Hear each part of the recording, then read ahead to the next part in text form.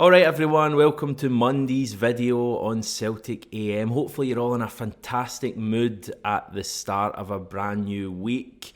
Just so you know, just for your information, you may or may not care, I'm missing out on a day at the beach today to be with you. So, you know, it's a tough life I've got at the moment.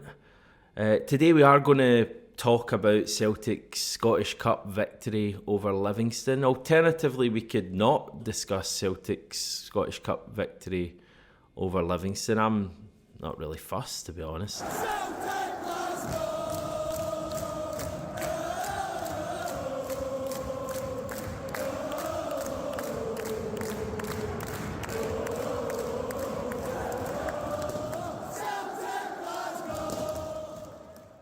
Yeah, it was another drag at Celtic Park, it's fair to say. We've had a number of them this season, and I would say yesterday was yet another one. We made hard work of it against, for me, by far the poorest team in the Premiership, a team who I don't think will be a Premiership team next season. Are you ready for an incredibly simplistic take? We don't have very many good players. Or certainly players not playing well at the moment. The strange thing is that I thought it was a pretty good start from the team. Like, it was almost as if they were kicking on from our last home game, that, you know, great performance and victory against Dundee, 7 goals that night. And I thought the way we started against Livingston, there were signs of that. I mean, we had that really good turn from Nicholas Kuhn within like a minute, I think it was, and I was watching it and I kind of going, all right, this is good. The team are up for it. The team looked confident. If the player Nicholas Kuhn, who up until yesterday looked like the least confident player in the entire, you know, starting 11 when he played, looked that confident, I was thinking, right, this might be worth watching. Obviously, we get the goal after, you know, how many minutes it was. Was it like 7 or 8 minutes, something like that? It's Kuhn again, who, you know, was our best player, certainly in the first half yesterday, drifting inside. Very Patrick Roberts-like in his play, and also how he looks. I think that's worth pointing out. But yeah, he plays this delicious pass, and the thing I loved about this pass was that he wasn't just helping it into the area. He actually spots Maeda. I mean, you can literally see Maeda there with hair, which is a sight worth getting used to. Maeda's got his arm out there pointing where he wants the ball, and literally 2 seconds later the ball is in the back of the net. And I don't know about you, but when I see, you know, players doing those kind of things like Kuhn and Maeda linking up like that and scoring a great goal like that and making it look so easy, I'm scratching my head and wondering why we don't see that all the time, or at least far more often from this team. So yeah, we've made a really good start, and then we just gift a really basic goal to Livingston. I mean, yeah, that line is not great. It really isn't. It's not the biggest problem about the goal for me. You know, if you go and watch the highlights, it's the lack of urgency from, you know, various defenders to stop the Livingston shot. From that point, I mean, Alistair Johnson isn't interested in bursting a gut to get back. Stephen Welsh is certainly not sprinting to stop the shot. Liam Scales isn't coming across. And yeah, it's just the kind of thing that wouldn't happen if McGregor and Carter-Vickers was there, I think it's fair to say. Yeah, I think we're giving away far too many simple goals. It's now 1 clean sheet in 8 matches, which is just like unheard of for Celtic. Thankfully, we're still managing to win the majority of matches, but again, that is something that's going to catch up with us when we play against better teams. So yeah, that's my big issue. I think the players also slip into a bit of a comfort zone. That was something that I thought we saw for the second Livingston goal. I mean, Matt O'Reilly just kind of dithering, to be honest, and the ball's taken, you know, off him by a Livingston player, and it's a really good finish from there forward. But yeah, just another sloppy goal we conceded. Having said all that, you know, it wasn't all bad yesterday. I thought we played some good stuff in the first half. You know, the game turned into a battle when it went to 2-2, and obviously the fans were getting quite frustrated, especially when we weren't playing that forward pass. There was a number of times when they got on Stephen Welsh. I think Liam Scales as well for passing the ball back rather than going forward.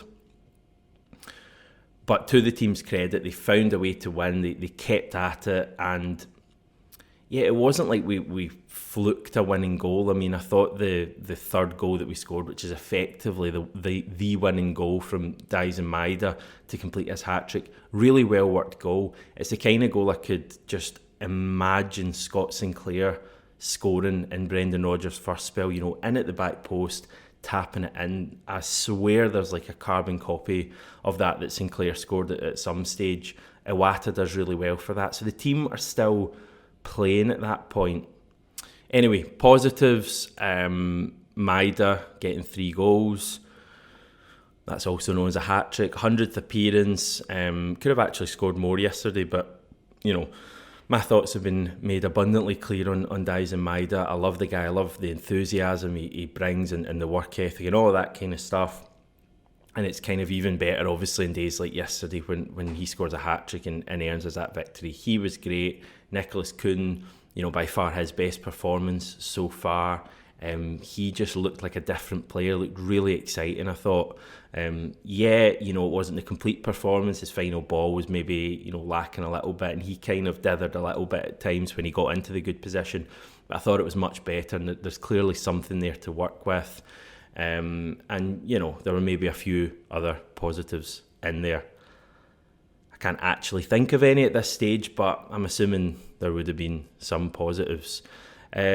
Right, let's cross over to Stevie then, because he was at the game and he sent us this from the Celtic way afterwards, and you may be able to hear him above the hustle and bustle of traffic on London Road. Some may say that's not a bad thing when Stevie's talking, but anyway, I have stuck some subtitles down. Hamish, Celtic 4, Livingston 2. We are into the semi-finals, despite how much of a slog that was, and we made it really difficult for ourselves. A lot of the times during the second half I was actually cringing, because I did say on the video with you on Thursday, I think it was, that despite how bad Celtic are now, Livingston are the pits, and it should be a comfortable win. And I practically pretty much even said when the draw was made it was going to be a bye to Hampden for a lot of that game. Maybe for 80 minutes of it was anything but.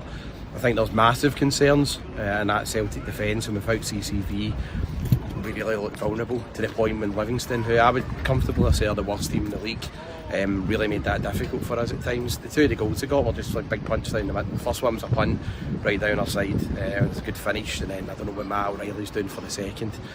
Extremely bad defending from us as a unit. The positives, I would say, for once, that Brendan did actually get a sub spot, and I think certainly when James Forrest came on we looked like a better side. I know that it's alright to say that, why is James Forrest still in the team, and we've had to rely on a guy that looked as if he was going to be away in January. But I thought Forrest did well, and it was his introduction that we created a few better chances down that side. We got the goal for Dyson Maeda, making his 100th appearance, I think it was. And that's him scored a hat-trick today, so well done to Dyson for that. I think, we'll probably talk on Gig Pod maybe at some point tomorrow, and we'll go into this in more detail.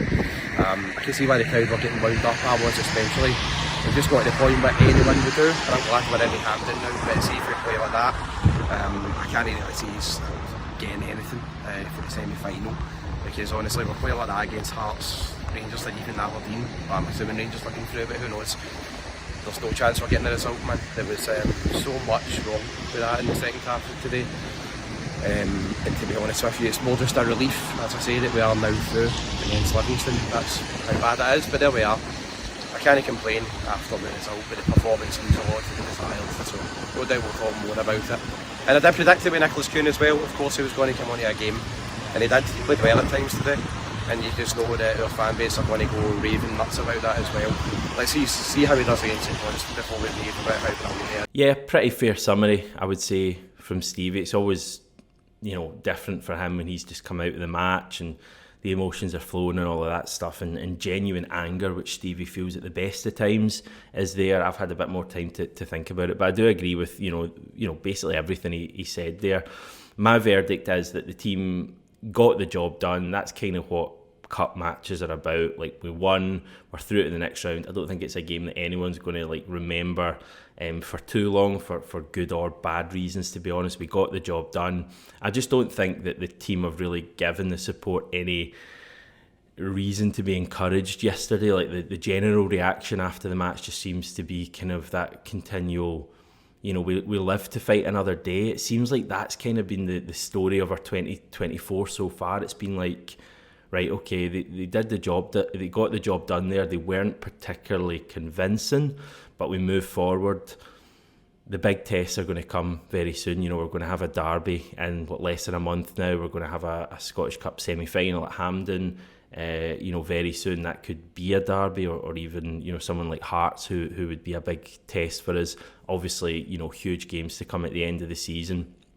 The team aren't going to get away with it if they continue to play like yesterday, but in their defence, perhaps we were missing a couple of players, and we will come on and talk about that in a minute.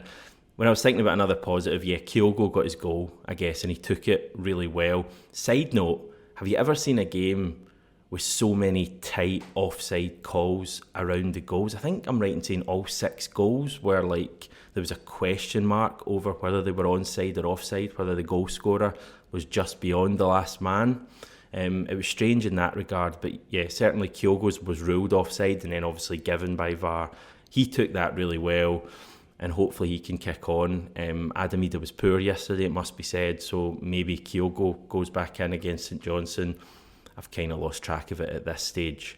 Cup draw, we did say this on Friday, just so you know, the men's Scottish Cup semi-final draw will be live on BBC Scotland. They're showing Greenock Morton against Hearts tonight, so that will be on there after that match. The Celtic women's side will find out their fate at half-time of that match. They're also into the semi-finals of the Scottish Cup after beating Montrose 6-0 at the weekend. So positives, we won. The team kept playing. Nicholas Kuhn looked better. Dyson Maeda scored a hat-trick. Kyogo got his goal. Negatives, it really wasn't very good. Few people talking about James Forrest after the game. He came off the bench and it looked quite good as well, I would say. Something Stevie touched on. People talking in particular about a quote from Brendan Rodgers, where Rodgers said that James Forrest was the best winger at the club. And while Rodgers did say that, I just wanted to give you the full quote and the full context. So Rodgers quoted as saying, "With James, it's not about the quality. He's the best winger we have with the greatest respect. It's just that intensity that we ask for in the games, constant runs and pressure. Can he get that back? Sadly, age catches up with every player with intensity, but he still has a contribution to make, as you see today when he came into the game." So good contribution from James Forrest off the bench. Not quite at the levels of hat-trick hero Dyson Maeda though. Dyson Maeda, who now has hair, and he commented on that after the game on Instagram, posting, "I'm happy to be able to contribute to the team's victory in my 100th game for Celtic. Thank you for your support." And then he posted another wee bit under that. This was in Japanese. Translated, it reads, "One day I'll do the reason I started growing my hair back. By the way, the last time I shaved with a razor was 14 days ago." So the big issue people seem to be talking about after the game yesterday is the fitness situation with both Callum McGregor and Cameron Carter-Vickers. Both missed the game against Livingston. I think it was pretty clear to me anyway that the team really lacked leadership. I think when one of those guys is missing, you notice it big time. When both of them are missing, it's a really kind of dire situation, and we really need to hope that both aren't going to miss too long.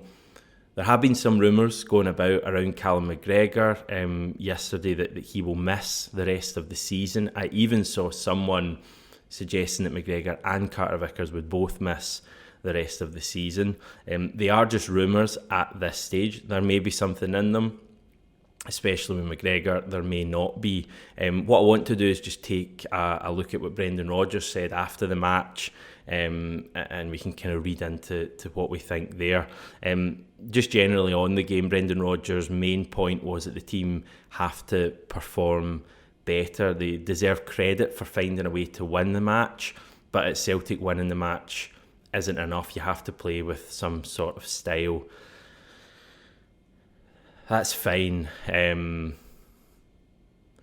But like, we've not been playing with style all season, so I don't really know what Brendan Rodgers saying in mid-March is going to do about it. I mean, there's not really been a style there all season. Anyway, he mentioned that Matt O'Reilly had not been well all week. That was something we touched on, I think, after Tynecastle. Rodgers also mentioned Stephen Welsh coming in at the last minute for Carter-Vickers and Nicholas Kuhn coming in after not featuring for a few matches. So he kind of mentioned that there'd been a bit of maybe uncertainty in there prior to the match. Maybe that had something to do with the performance. So on Carter-Vickers, it's a hamstring issue, something that came up during training on Saturday. We were just going through something very light on Saturday and he felt something in the back of his leg, Rodgers said. He was okay to continue training, but we just didn't want to take any risk whatsoever with him, as much as he wants to play every game and be there. We had this earlier in the season when he said he was okay, but we ended up losing him for a number of matches. Hopefully it's nothing too serious. We just have to wait and see. If players are fit and available, then we can't stop him going. That's internationals. He'll obviously be called up for the USA, I'm sure, but we'll just have to wait and see what the scan result says. Hopefully, fingers crossed, it will be nothing serious, but we weren't doing anything serious. It was light, it was just a pass, and he felt it, but we'll see what the result is. So Rodgers clearly hopeful there that Carter-Vickers will be back, as soon as possible. I get the impression it wouldn't be for St Johnstone next week, but certainly, for our matches after the international break. But yeah, it is a worry when Carter-Vickers can't seem to get any sort of consistent run. There's always something flaring up, especially when prior to his knee surgery and his knee issues last season, he was a player who very rarely picked up injuries. There's clearly something not quite right there, and when he's such an important player for us, it's hard not to be worried. But that's what Rodgers said. Now on Callum McGregor, things, it's fair to say, are not quite as clear. We know that it's an Achilles issue that Callum McGregor has. Rodgers quoted as saying, fingers crossed again, we can get to the bottom of that and he'll be available after the international break. So yeah, hardly a hugely encouraging assessment there from Brendan Rodgers. It seems like we don't really know the full extent of McGregor's issue yet. Hopefully we find out soon and touch wood that it's that he can be back as soon as possible. Yeah, it's kind of hard to imagine a Celtic team without McGregor and Carter-Vickers being successful this season. I just think the two of them are so important that to be honest, if either of them were to miss a huge portion of the rest of the season, I think our work would kind of be cut out for us. If both of them miss, it's going to be extremely difficult. That's just my opinion. You may, think there is enough there in the squad to step in for them and all that. But yeah, I think if both were to miss a period of time, it is going to be difficult. On the plus side, we do have the St Johnstone game at home next Saturday. I know we can't take anything for granted, and yesterday was a real struggle, and I'm not taking anything for granted. My point would be, could have been a tougher match. Maybe if we can find a way to improve our performance levels without McGregor and Carter-Vickers, get through that St Johnstone match, which we should still be capable of doing. We then go into an international break, buys us some time. Hopefully they can both be back for our following match, which is Livingston away. Maybe Hatate's back at that stage, and maybe Kyogo's back, firing after his goal yesterday. If those four are back and, firing in Kyogo's case, things do look a lot better and give us a good chance of being successful. But right now there's a fair bit of unknown. But don't read too much into the rumours at this stage. Rodgers, has said stuff there, and we'll have to wait on anything official coming out from him. I'm guessing we'll get an indication later in the week ahead of the St Johnstone match. That's where we're at. As I say, Morton versus Hearts this evening's the quarter-final from the Scottish Cup. The draw for the semi-final is after that. I'll be discussing that tomorrow. Not Morton versus Hearts. I'll be discussing the cup draw. We'll maybe touch on plastic pitches as well as anything else that comes up between now and then. Thanks, everyone.